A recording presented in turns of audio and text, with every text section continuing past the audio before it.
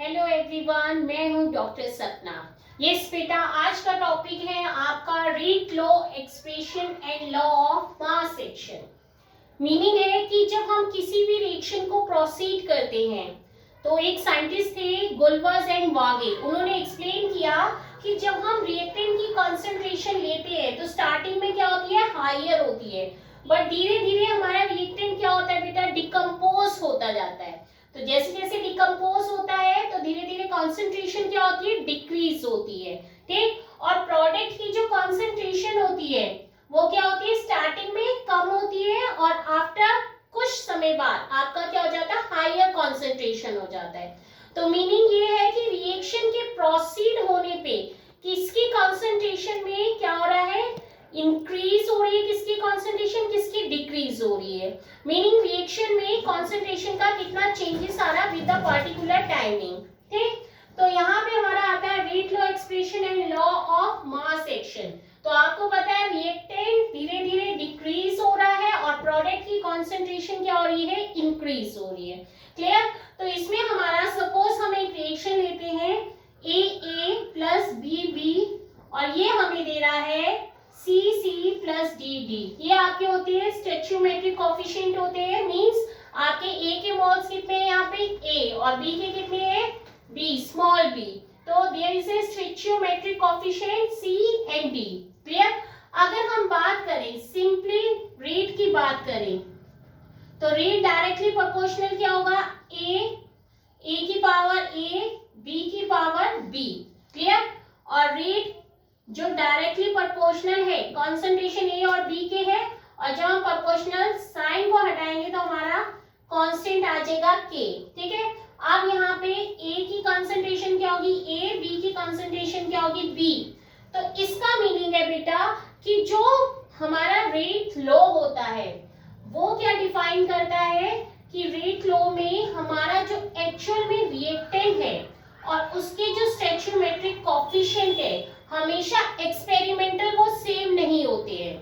ये हमारा जैसे आपने इस रिएक्शन में देखा, यहाँ पे ए और बी आया है, मीनिंग जैसे आपको बैलेंस केमिकल रिएक्शन दिखाई दे रही है, जैसे आपको नंबर ऑफ मोल्स दिखाई दे रहे हैं, वैसे ही आपको क्या दिखाई दे रहे हैं, इनकी पावर्स रेस में दिखाई दे रही है, मतलब इतनी ही कॉन्सेंट्रेशन में चेंज हुआ है। तो यहाँ पे क्या हुआ कि हमारा सेम है, जैसे हमें कोई केमिकल इक्वेशन दिखाई दे रही है वैसे ही हम उसको शो कर रहे हैं, मतलब एक्सपेरिमेंटली हमारा कोई चेंजेस नहीं आया है। ठीक है, तो ये हमारा अकॉर्डिंग टू हुआ लॉ ऑफ मास एक्शन के according, law of mass action के अकॉर्डिंग, जिसमें हमारा कोई चेंज नहीं होता है कॉन्सेंट्रेशन में, no change in concentration. Meaning जैसे आपको बैलेंस्ड केमिकल इक्वेशन में दिखाई दे रहे, जितने नंबर ऑफ मोल्स दिखाई दे रहे हैं वो एज इट इज आपके सेम है। अगर आप इसको एक्सपेरिमेंटल देखें तो जितने नंबर ऑफ मोल्स आपने रिएक्टेंट में लिए ऐसा नहीं है कि वो बिल्कुल सेम आएंगे, क्योंकि कॉन्सेंट्रेशन कभी भी सेम नहीं आती है। अगर यहाँ पे ए है तो कुछ और आएगा, बी है तो कुछ और आएगा। तो मीनिंग क्या हुआ, law of mass action define करता है कि जैसे हमें बैलेंस इक्वेशन दिखाई दे रही है वैसे ही उसमें चेंजेस हो रहा है। बट जो रेट लॉ होता है, रेट लॉ क्या शो करेगा, ये आपका लॉ ऑफ मास एक्शन के अकॉर्डिंग है, बट रेट लॉ क्या बताता है, रेट लॉ बताता है रेट जो होता है वो डायरेक्टली प्रोपोर्शनल होता है ए की पावर अल्फा, बी की पावर बीटा। ये जो आपका स्टोइचियोमेट्रिक कोएफिशिएंट है it is not same as in the balanced equation. Important चीज है कि रेट लॉ में जैसी आपको बैलेंस इक्वेशन ये दिखाई दे रही है और जितने नंबर ऑफ मोल्स आपको दिखाई दे रहे हैं वो उसके सेम नहीं है, अल्फा बीटा। अगर हम ऑर्डर ऑफ रिएक्शन देखें तो रेट क्या आ जाएगा, रेट आपका आ जाएगा यहाँ पे अल्फा और बीटा दोनों का समेशन आ जाएगा, तो हमारा क्या हो गया, अल्फा प्लस बीटा। क्योंकि ऑर्डर क्या होता है, जितनी पावर्स होती है, जितनी एक्सपोनेंट होते हैं उतना ही उनका समेशन आ जाता है। ठीक है बेटा, तो यहाँ पे रेट लॉ हमारा क्या आ गया कि जो हमारा ए जो था वो सेम नहीं है ए के, और बी जो है वो स्टोइचियोमेट्रिक कोएफिशिएंट बी के सेम नहीं है, meaning there is experimental change. अगर सपोज यहाँ पे 2 और 3 होते और यहाँ पे हम क्या लेते 2 और 3 लेते तो कितना हो जाता हमारा टोटल मॉलिक्यूल्स कितने लिए 3, तो टोटल आपका ऑर्डर ऑफ रिएक्शन कितना आना चाहिए 5। बट रियली में क्या होता है, जब भी हम कोई केमिकल इक्वेशन प्रोसीड करते हैं तो उसमें क्या होता है कि या तो इसकी कंसंट्रेशन, ऑब्वियसली रिएक्टेंट की कंसंट्रेशन डिक्रीज ही होगी, ऐसा नहीं जैसा है वैसा ही रहेगा, तो उसमें चेंजेस आया, वो चेंजेस हमने क्या शो किया अल्फा, और बी में जो चेंजेस आया उसको क्या शो किया हमने बीटा। तो मीनिंग क्या हुआ, रेट लो क्या, तो बेटा आपको क्या पता लगा कि जो हमारा रेट लो होता है, अगर इसकी हम प्रॉपर डेफिनेशन दें तो rate law is defined as in terms of experimental, not in a balance equation. ये हमारा एक्सपेरिमेंटल जो कंसंट्रेशन में चेंज आया है, इट मे बी इक्वल और it may not be equal to the stoichiometric coefficient. Clear, क्योंकि आपकी जो ए बी रिएक्टेंट्स है और सी डी आपका जो प्रोडक्ट है उनकी कंसंट्रेशन के इक्वल भी आ सकता है और नहीं भी आ सकता है। तो मीनिंग क्या हुआ, there is a experimental change, और जो एक्सपेरिमेंटल चेंज आया है उसके एक्सपोनेंट में वो ही आपका कंसीडर होता है ऑर्डर ऑफ द रिएक्शन में। मीनिंग अल्फा और बीटा आपके एक्सपोनेंट क्या होंगे, this is called the order of reaction. और मॉलिक्युलरिटी क्या होती है, मॉलिक्युलरिटी होती है कि आपने एक बैलेंस इक्वेशन देखी और बैलेंस इक्वेशन में क्या हुआ कि आपके जितने भी, तो आपके सेम भी हो सकता है और सेम नहीं भी हो सकता है, तो रेट जो आपका ऑर्डर जो आएगा वो इक्वल टू 5 आएगा। ठीक है, क्योंकि अगर हम 2 3 लेते हैं तो 5 आएगा और ऑर्डर इसके अकॉर्डिंग लेंगे तो अल्फा बीटा आएगा। ठीक है, तो रेट आपका क्या आ जाएगा, सॉरी ऑर्डर क्या आ जाएगा आपका अल्फा और बीटा। ठीक है, और अगर हम रेट कांस्टेंट की बात करें, इसको मैं रब कर देती हूं,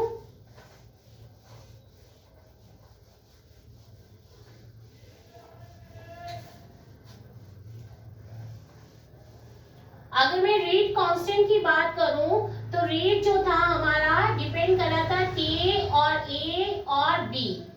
अगर हम ए और बी, ए मोलर कंसंट्रेशन और हमारा क्या था बी, इन सबको क्या ले ले हम इक्वल्स टू 1 ले ले। ठीक है, तो रेट हमारा क्या हो जाएगा, रेट हमारा हो जाएगा के, और ये जो के आएगा ये हमारा क्या आएगा वेलोसिटी कांस्टेंट आएगा। क्या आएगा, वेलोसिटी कांस्टेंट।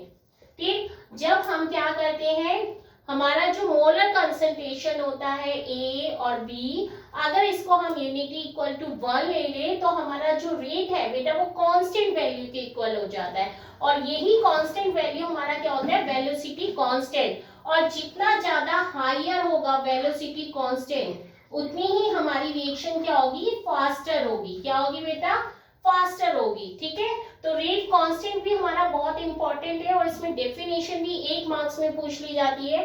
तो क्या होगा, when the molar concentration is equal to the 1 तो rate just equal to the velocity constant. ठीक है बेटा, और अब अगर मैं बात करूं रेट लॉ और लॉ ऑफ मास एक्शन में क्या डिफरेंस होता है, अगर यही क्वेश्चन आ गया आपका कि रेट लॉ और मास ऑफ, जो लॉ ऑफ मास एक्शन है उसमें क्या डिफरेंसेस होता है, तो अगर मैं डिफरेंसेस की बात करूं, अगर हम जनरल इक्वेशन ले जैसे हमने पहले ली थी ए प्लस बी बी, और ये हमें मिला था सी प्लस डी। ठीक, अगर रेट लॉ के अकॉर्डिंग देखें तो क्या आएगा, रेट लॉ के अकॉर्डिंग रेट जो होगा वो डिपेंड करेगा ए की पावर अल्फा और बी की पावर बीटा। ठीक है, तो रेट हमारा किस पे किया, रेट हमारा डिपेंड किस पे किया, रेट हमारा डिपेंड किया अल्फा प्लस बीटा की कंसंट्रेशन पे। ठीक है, और यही हमारा क्या करता है, ऑर्डर को डिफाइन करता है, मतलब ये क्या हो जाएगा ऑर्डर ऑफ रिएक्शन। सिंपल सी बात। अगर हम लॉ ऑफ मास एक्शन देखें तो लॉ ऑफ मास एक्शन क्या होगा, जो हमारा रेट है, मैंने बताया था ना जैसे हमें बैलेंस्ड इक्वेशन दिखाई दे रही है, जैसे हमें एक्चुअल में दिखाई दे रही है, रेट भी हमारा उसी पे ही डिपेंड करेगा। मतलब a की पावर a स्टोइचियोमेट्रिक कोएफिशिएंट और b की पावर b, तो हमारा रेट क्या हो जाएगा, रेट हमारा इक्वल्स टू हो जाएगा किसके, a प्लस b, मतलब ये शो करेगा आपका मॉलिक्युलरिटी। ठीक है, अगर सिंपली हम रेट लॉ को फाइंड आउट करें तो रेट लॉ हमारा शो करेगा ऑर्डर ऑफ रिएक्शन, क्योंकि ऑर्डर ऑफ रिएक्शन क्या होती है, जो एक्सपेरिमेंटली कॉन्सेंट्रेशन में चेंज आता है वो हमारा क्या होता है, ऑर्डर ऑफ रिएक्शन होता है। हाँ बेटा, तो सिंपली अगर हम रेट लॉ को फाइंड आउट करते हैं, एक माइंड में ध्यान रखना बात को, रेट लॉ जो होता है बेटा ऑर्डर ऑफ रिएक्शन को शो करता है। रेट लॉ किसको शो करता है, ऑर्डर ऑफ रिएक्शन। और ऑर्डर ऑफ रिएक्शन क्या बताता है, एक्सपेरिमेंटली बताता है। क्या बताता है, एक्सपेरिमेंटली बताता है, ठीक। और जो हमारा लॉ ऑफ मास एक्शन होता है वो किसको बताता है, वो बैलेंस्ड इक्वेशन के अकॉर्डिंग, बैलेंस्ड इक्वेशन के अकॉर्डिंग आपका क्या करता है, कॉन्सेंट्रेशन को डिफाइन करता है। मतलब एक्सपेरिमेंटल क्या कॉन्सेंट्रेशन में चेंज हुआ इसको नहीं बताएगा, जो आपको इक्वेशन में नंबर ऑफ मोल्स स्टोइचियोमेट्रिक कोएफिशिएंट दिखाई दे रहे हैं जस्ट उसके ही समेशन के इक्वल होगा। तो मतलब क्या हो गया, मॉलिक्युलरिटी जितनी है, जितनी आपको दिखाई दे रही है उतनी ही होगी। तो हमारा लॉ ऑफ मास एक्शन मॉलिक्युलरिटी को बता रहा है और रेट लॉ हमारा ऑर्डर ऑफ द रिएक्शन को बता रहा है। तो मुझे लग रहा है कि बच्चों को इतना समझ में आ गया होगा, ठीक है। अब मैं एक बार और बता देती हूँ ऑर्डर ऑफ रिएक्शन।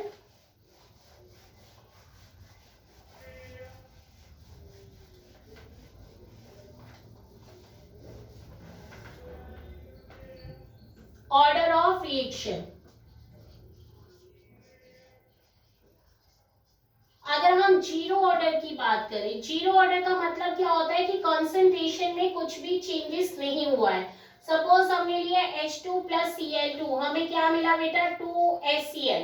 तो अगर मैं बात करूं कि रेट जो है हमारा किस पे डिपेंड करेगा, H2 0 Cl2, मतलब कोई भी कंसंट्रेशन में चेंज नहीं हुआ, तो रेट हमारा क्या आ गया, K के इक्वल आ गया, ठीक है।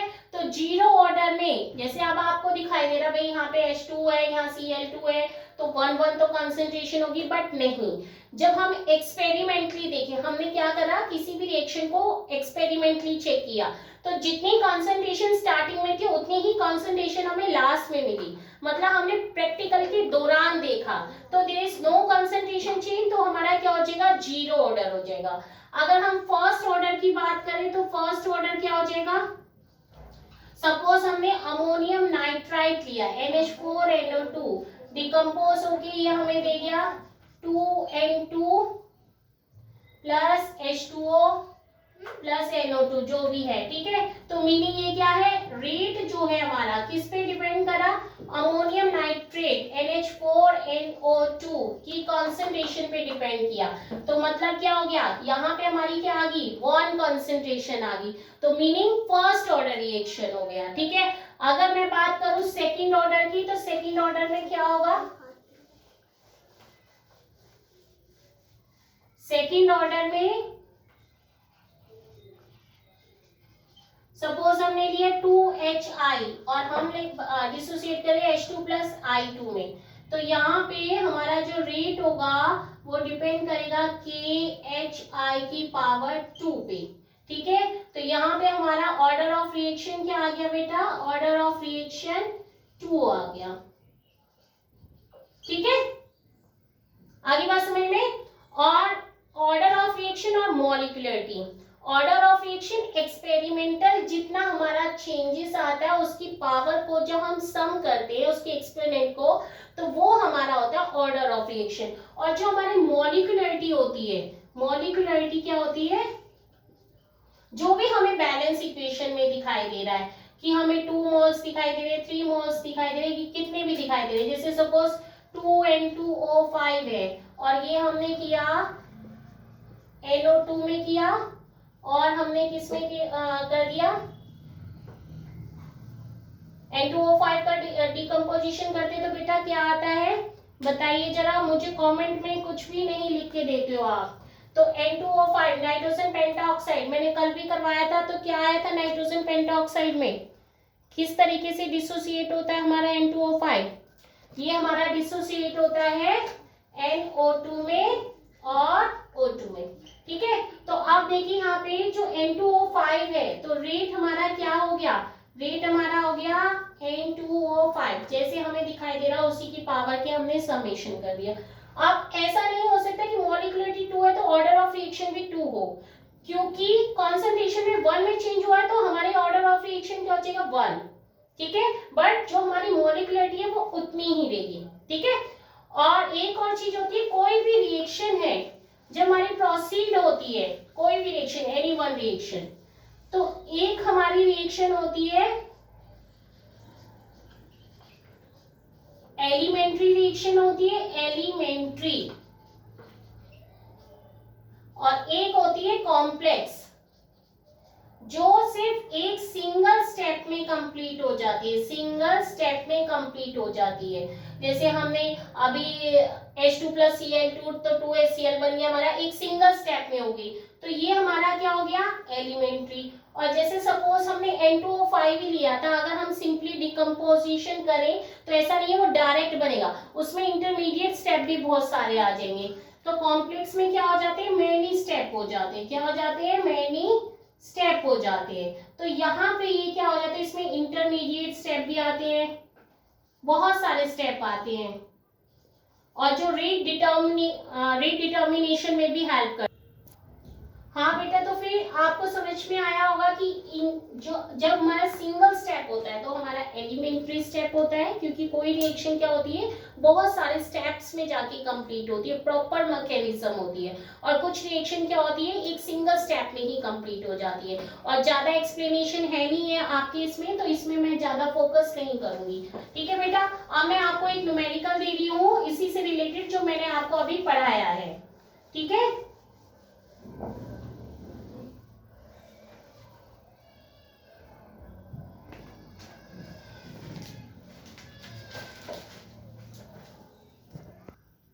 यस बेटा, ये क्वेश्चन मैंने पहले ही लिख दिया आपको, जिससे टाइम वेस्ट ना हो।